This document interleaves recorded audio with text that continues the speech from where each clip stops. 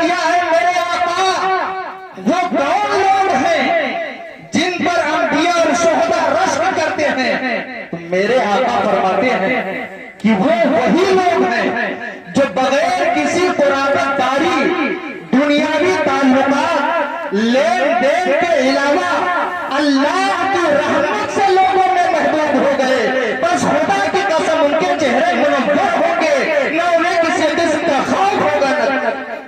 واہ واہ. اب اللہ کی رحمت سے اللہ کی رحمت سے جو لوگوں میں محبوب ہے وہ سرکار صدیق اکبر ہے.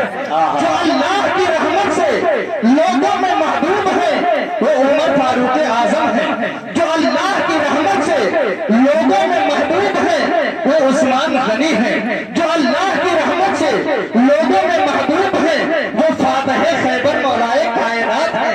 جو اللہ کی رحمت سے لوگوں میں محبوب ہے وہی امام اعظم ابو حنیفہ ہے. جو اللہ کی رحمت سے لوگوں میں محبوب ہے وہی سرکار غوث اعظم ہے. جو اللہ کی رحمت سے لوگوں میں محبوب ہے وہی ہند کے بادشاہ سرکار غریب نواز ہے. جو اللہ کی رحمت سے لوگوں میں محبوب ہو گئے وہی نظام الدین محبوب الہی ہے. جو اللہ کی رحمت سے لوگوں میں محبوب ہو گئے وہی خواجہ قطب الدین بختیار کاکی ہے. جو اللہ کی رحمت سے لوگوں میں محبوب ہو گئے وہی علاؤ الدین صابر پاک کلیری ہے. بولو سبحان اللہ. جو اللہ کی رحمت سے لوگوں میں محبوب ہو گئے وہی سرکار کی چھوٹا ہے.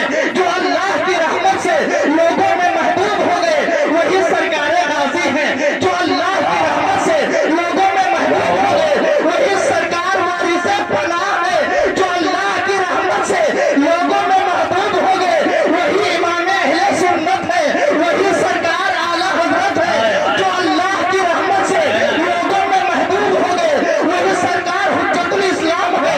جو اللہ کی رحمت سے لوگوں میں محبوب ہو گئے وہی سرکار مفتی اعظم ہند ہے. اور ایک جملہ اور سنو پیارے، جو اللہ کی رحمت سے لوگوں میں محبوب ہو گئے وہی بریلی کے تاجدار سرکار تاج الشریعہ ہے. جو ساری دنیا میں نعرے تکبیر، نعرے رسالت، مسلک اعلیٰ حضرت فیضان حضور تاج الشریعہ علماء اہل سنت، نعرے تکبیر، نعرے رسالت. سبحان اللہ. اب سنو، بیٹھ جائیں حضرات، ادب کے ساتھ بیٹھیں. ہنگامہ نہیں ہو رہا ہے، جلسہ ہو رہا ہے. ادب کے ساتھ بیٹھ جائیے. نعرے تکبیر، نعرے رسالت، حضرت علامہ شعیب رضا صاحب جنرل آشپتی علماء اہل سنت، نعرے تکبیر، نعرے رسالت. سبحان اللہ. سبحان اللہ. بہت اچھا. خطیب اہل سنت ناصر مسلک اعلیٰ حضرت علامہ شعیب احمد صاحب قبلہ نوری مدد ذلہ العالی منبر پاک پر بیٹھے ہیں. سبحان اللہ. ان کے حوالے سے جلدی کچھ باتیں سن لیجئے، ایمان تازہ ہو جائے. بصرہ میں ایک بزرگ ہیں جن کو دنیا سنیت امام حسن بصری رضی اللہ تعالیٰ عنہ کے نام سے جانتی اور پہچانتی ہے. اسی بصرہ کے سرزمین پر ایک خاتون ہے جو اللہ کی نیک بندی ہیں جنہیں دنیا حضرت رابعہ بصریہ کے نام سے جانتی اور پہچانتی ہے. بولو سبحان اللہ. ایک ہے امام حسن بصری اور ایک ہے حضرت رابعہ بصریہ. بولو سبحان اللہ. دونوں اللہ کے نیک بندے. حضرت رابعہ بصریہ کا حال تو یہ تھا کہ خانہ کعبہ ان کا طواف کرتا تھا. بولو سبحان اللہ. وہ رابعہ بصریہ ہیں جو روزانہ 1000 رکعت نماز نفل پڑھا کرتی. اللہ سنو، یہی حضرت رابعہ بصریہ ہیں. ایک مرتبہ دریا کے کنارے مصلی بچھایا، اللہ کی عبادت میں مصروف ہیں. بولو سبحان اللہ. اتفاقاً اسی رات سے حضرت امام حسن بصری رضی اللہ تعالیٰ عنہ کا جب حضرت امام حسن بصری گزرے تو دیکھا رابعہ بصریہ دریا کے کنارے بیٹھ کر مصلی پر اللہ کی عبادت کر رہی ہیں. انہوں نے ایک کام کیا، اپنا مصلی اٹھایا اور دریا کے پانی پر بچھایا، کھڑے ہو کر اللہ کی عبادت کرنے لگے. بولو سبحان اللہ. حضرت رابعہ بصریہ پیچھے، امام حسن بصری بولو سبحان اللہ، ان کے دل میں خیال یہ آیا کہ میں بھی تو اللہ کا نیک بندہ ہوں، اللہ کا ولی ہوں، جب یہ سمندر کے باہر نماز پڑھ سکتی ہیں تو کیا میں پانی پر نماز نہیں پڑھ سکتا؟ اپنی ولایت و کرامت ظاہر کرنے کے لیے پانی پر مصلی بچھایا، اللہ کی عبادت میں مصروف ہو گئے۔ حضرت رابعہ بصریہ نے سلام پھیرنے کے بعد میں دیکھا امام حسن بصری پانی پر نماز پڑھ رہے ہیں، آپ نے مصلی سمیت آگے بڑھ کے ہوا پر مصلی بچھا دیا، اللہ کی عبادت اللہ کی عبادت کرنے لگی۔ حضرت امام حسن بصری نے جب دیکھا کہ رابعہ بصریہ تو ہم سے آگے نکل گئی، انہوں نے ہوا پر مصلی بچھایا، اللہ کی عبادت کرنے لگی۔ سبحان اللہ۔ حضرت رابعہ بصریہ کا جواب سنو، کتنی متقیہ اور پاکیزہ خاتون ہے۔ آپ فرماتی ہے اے حسن بصری سنو، اگرچہ آپ اللہ کے ولی ہو مگر اللہ کی عبادت اللہ کی رضا کے لیے کی جاتی ہے۔ حضرت رابعہ بصریہ نے فرمایا اے امام حسن سنو، اگر پانی پر مصلی بچھا کر عبادت کرنا کمال ہوتا تو ہم سے باکمال سمندر کی مچھلیاں ہوتی جو ہر وقت پانی کے پر تیرتی رہتی۔ کیا کہنا ہے؟ حضرت رابعہ بصریہ نے فرمایا کہ اے حسن بصری، اگر ہوا پر مصلی بچھانا کمال ہوتا تو یہ پرندے جو ہواؤں میں ہر وقت اڑتے رہتے ہیں یہ سب کے سب صاحب اتنا فرمانا تھا۔ حضرت امام حسن بصری مان گئے کہ آپ اللہ کی سبحان اللہ۔ غور سے سنو مسلمانوں، حضرت ابراہیم ابن ادہم رضی اللہ عنہ بادشاہ بلخ اور شان یہ کہ ایک مرتبہ زیارت حرمین شریفین کے لیے روانہ ہوئے تو دو قدم پر دو رکعت نماز شکرانہ پڑھا، بولو سبحان اللہ۔ 14 سال لگ گئے جانے میں زیارت حرمین شریفین کے لیے، 14 سال کا عرصہ گزر گیا۔ جب وہاں پہنچے حرم کے اندر تو دیکھا خانہ کعبہ اپنی جگہ موجود نہیں، خانہ کعبہ اپنی جگہ موجود نہیں۔ حضرت ابراہیم ابن ادہم رضی اللہ تعالیٰ عنہ کے دل میں خیال آیا شاید میری نگاہ کا قصور ہے، خانہ کعبہ نظر نہیں آ رہا ہے۔ ندائی اے ابراہیم ابن ادہم، تمہاری نگاہ صحیح سلامت ہے، خانہ کعبہ اپنی جگہ موجود نہیں، میرے مولا خانہ کعبہ کہاں چلا گیا؟ ندا آتی ہے رابعہ بصریہ کے طواف کے لیے، سبحان اللہ۔ حضرت ابراہیم ابن ادہم رضی اللہ تعالیٰ عنہ عرض کرتے ہیں اے پروردگار عالم، تو بڑا کریم ہے، میں خانہ کعبہ کے طواف کے لیے آیا ہوں، کرم فرما دے تاکہ خانہ کعبہ کا طواف کر لوں۔ خانہ کعبہ آ گیا، حضرت ابراہیم ابن ادہم طواف کعبہ میں مشغول ہوئے۔ سارے ارکان ادا کرنے کے بعد میں جب واپس آئے رابعہ بصریہ سے جب ملاقات ہوئی تو حضرت ابراہیم ابن ادہم نے پوچھا اے رابعہ بصریہ، خانہ کعبہ تمہارے طواف کے لیے آتا ہے، تم نے کون سا عمل کیا؟ حضرت رابعہ بصریہ فرماتی ہے اے ابراہیم ابن ادہم سنو، لوگ حج کرنے کے لیے جاتے ہیں، خانہ کعبہ کو تلاش کر اس کا طواف کرتے ہیں، مگر رابعہ بصریہ اس کو تلاش کرتی ہیں جس نے خانہ کعبہ کو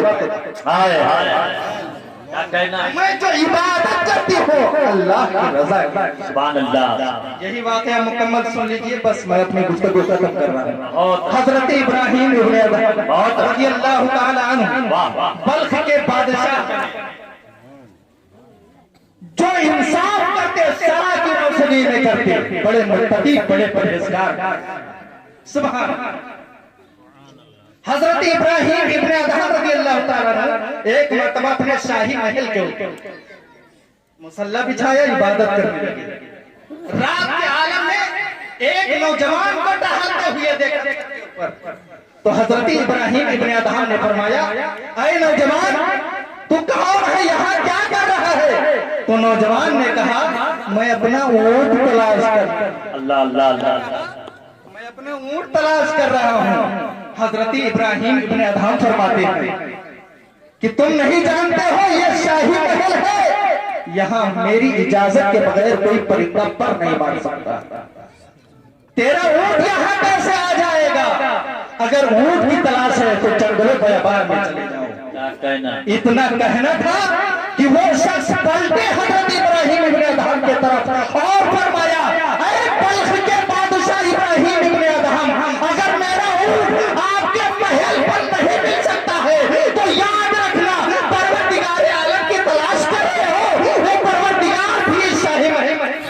اللہ اللہ، واہ واہ واہ، اگر پروردگار کی تلاش ہے تو یہ شاہی محل چھوڑ دیجیے، کیا کہنا، لوگوں سے ناطہ توڑ لیجیے، پھر جنگلوں بیابان میں نکلیے جہاں میرا اونٹ ملے گا۔ سبحان اللہ۔ جب سنا حضرت ابراہیم ابن ادہم نے تو خدا کی قسم سمجھ گئے کہ یہ کہنے والا کوئی عام آدمی نہیں ہے بلکہ اللہ کا فرشتہ ہے جو میری رہنمائی کرے۔